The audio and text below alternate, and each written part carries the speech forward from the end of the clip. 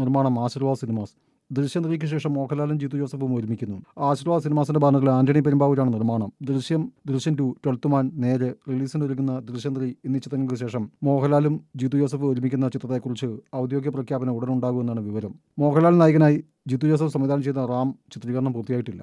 റാമിന്റെ ചിത്രീകരണം പുരോഗമിക്കാനുള്ള ശ്രമങ്ങൾ നടക്കുന്നുവെന്ന് അടുത്തിടെ ജിത്തു ജോസഫ് വ്യക്തമാക്കിയിരുന്നു. എന്നാൽ റാമിന്റെ തുടർ ചിത്രീകരണം എപ്പോഴായിരിക്കും തീരുമാനമായിട്ടില്ല. പൃഥ്വിരാജ് നായകനായി KR കൃഷ്ണകുമാറിന്റെ രചനയിൽ സിനിമ ജിത്തു സംവിധാനം ചെയ്യുന്നുണ്ട്. 12th മാൻ, ആസിഫ് അലി നായകനായി ജിത്തു ജോസഫ് സംവിധാനം ചെയ്ത കൂമൻ എന്നീ ചിത്രങ്ങളുടെ തിരക്കഥാകൃത്താണ് KR കൃഷ്ണകുമാർ.